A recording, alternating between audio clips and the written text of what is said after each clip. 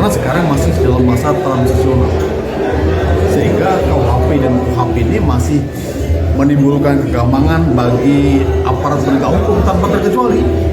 Aparat penegak hukum kan ada 4 kan, advokat, hakim, jaksa, polisi, ya, sehingga kami berpendapat perlu diperbincangkan lebih lanjut, ya, isi dari KUHP itu, isi dari KUHP itu.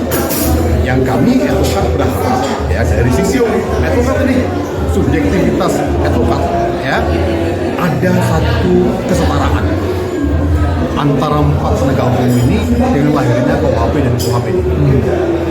Karena selama ini posisi advokat sebagai salah satu penegak hukum itu seperti under begitu, di bawah itu kesannya kan begitu.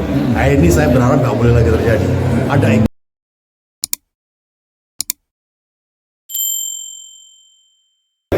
penyelenggara kegiatan ini namanya Forum Persaudaraan Advokat Jogja. Jadi di Jogja ini ada satu wadah, ya, yang mewadahi advokat-advokat di Jogja. Siapa advokat-advokat Jogja itu? Adalah mereka yang tergabung di dalam organisasi advokat yang ada. Sehingga di dalam FPAY ini adalah heterogen, ya, dari seluruh advokat, ya, yang ada di Jogja, yang berasal dan bergabung di organisasi advokat masing-masing, ya. Tapi begitu masuk di dalam FPAY, ya, kami adalah advokat Jogja, bukan advokat dari OA tertentu, ya, itu.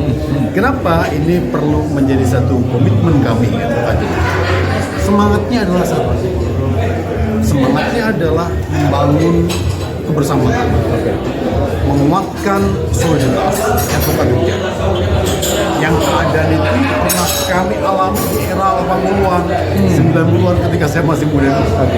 Nah, oleh karena itu, pada kira-kira 6 tahun yang lalu, saya mendeklir forum ini untuk mewadahi terutama adik-adik yang muda-muda ini, advokat muda yang adalah generasi advokat ke depan.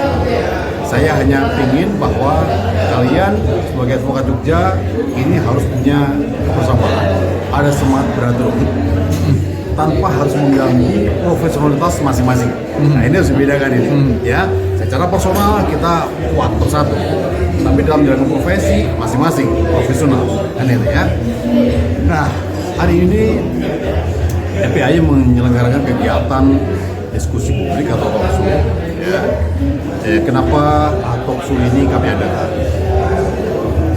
FPAY selalu rutin sebenarnya mengadakan kegiatan-kegiatan yang berbasis keilmuan, berbasis keahlian, berbasis hal-hal yang berkait dengan peningkatan SDM untuk kepentingan advokat Jogja dan juga untuk kepentingan masyarakat.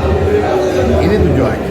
Nah, hari ini kita akan mengangkat tema berkaitan dengan keberlakuan KUHP baru dan KUHP yang baru. Kenapa itu begitu urgennya? Tentu sangat urgent, karena sekarang masih dalam masa transisional, sehingga KUHP dan KUHP ini masih menimbulkan kegambangan bagi aparat penegak hukum tanpa terkecuali. Aparat penegak hukum kan ada 4 kan, advokat, hakim, jaksa, polisi, ya, sehingga kami berpendapat perlu diperbincangkan lebih lanjut, ya, isi dari KUHP itu, isi dari KUHP itu. Yang kami advokat berharap, ya, dari sisi advokat ini, subjektivitas advokat, ya, ada satu kesetaraan antara 4 penegak hukum ini dengan lahirnya KUHP dan KUHP ini. Karena selama ini posisi advokat sebagai salah satu penegak hukum itu seperti under begitu, di bawah itu kesannya kan begitu. Nah, ini saya berharap nggak boleh lagi terjadi. Ada ekualitas, ya. Nah, sehingga oleh karena itu perlu dibahas lebih lanjut. Apakah betul KUHP ini adalah sebagaimana salah satu azas di dalam KUHP, ada keberimbangan, kesetaraan di antara hakim, jaksa, polisi, dan advokat.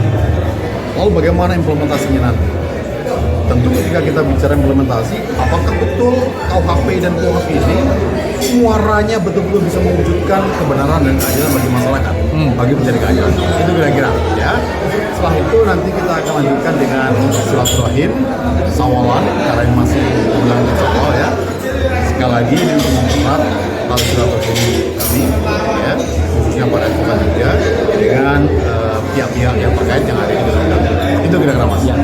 kaitannya dengan upaya untuk mewujudkan equal, posisi yang equal tadi, apa yang akan dilakukan setelah ini? Baik, begini, ketika kita bicara kesetaraan kan tentu kita bicara di dalam KUHP khususnya itu ada hak dan kewajiban. Kami akan memberikan satu penegasan bahwa advokat itu dalam posisinya sebagai penasihat hukum pencari keadilan, entah itu saksi, entah tersangka atau terdakwa, ya, apa yang jadi hak hukum advokat itu harus bisa diwujudkan, diimplementasikan. Tapi sebaliknya, apa yang menjadi kewajiban aparat hukum yang lain, polisi, jaksa, itu juga dilaksanakan. Contoh misalnya, ketika KUHP sekarang sudah mengatur salah satu diantaranya adalah manakala ada penyidik yang tidak profesional, yang berlaku semena-mena, maka mereka bisa dipersoalkan dan bisa mendapatkan sanksi atau punishment. Itu yang harus bisa diberlakukan juga. Demikian sebaliknya, kami siap dikoreksi, kami siap dikritisi. Ketika kami melakukan kesalahan, tentu kami juga siap menerima konsekuensinya. Nah, ini yang saya maksudkan, ada satu keberimbangan, ada satu ekualitas hak dan kewajiban di sini. Kan? Karena kami punya prinsip bahwa posisi 4 penegak hukum ini sebenarnya adalah sama terkait dengan tujuannya. Hanya kami berada di kursi masing-masing. Caranya untuk memperjuangkan kebenaran, keadilan, hukum itu berbeda-beda. Tapi muaranya adalah satu, kebenaran dan keadilan. Itu Mas. Gitu ya. Ya, makasih Bang. Thank you. Cara persaudaraan advokat Yogyakarta. Kita menyambut baik adanya forum ini karena forum ini lintas organisasi. Jadi selama ini kita ini dalam undang-undang itu mempunyai sistem single bar, tapi dalam praktek ini multi bar, sehingga banyak organisasi advokat yang didirikan, dan termasuk di Jogja ini ada puluhan ya lebih ya. Nah tentunya di sini ini untuk masing-masing OA itu sulit untuk mempersatukan, sehingga ini digabung menjadi seluruh, makanya namanya Forum Persaudaraan Advokat Yogyakarta yang diinisiasi oleh Bang Tenor kita Aprilia ya. Nah di sini kita ya tentunya mendukung ya agenda-agenda semacam ini, karena sulit untuk membuat forum semacam ini yang dihadiri oleh semua kalangan ya, baik anggota senior maupun senior advokat di Yogyakarta. Nah, kedua kita juga menyambut adanya rencana RUU advokat, yang undang-undang advokat itu yang dibahas di Komisi 3 DPR RI, di mana apakah nanti ada pembaharuan terkait ketentuan-ketentuan yang berlaku dalam undang-undang advokat sekarang itu, Undang-Undang Nomor 18 Tahun 2003, atau tetap. Nah, kalau dari kami di bawah naungan Pradi Otto Hasibuan, di situ sebenarnya sudah melaksanakan unsur-unsur yang menjadi kewenangan advokat itu ada 8 itu.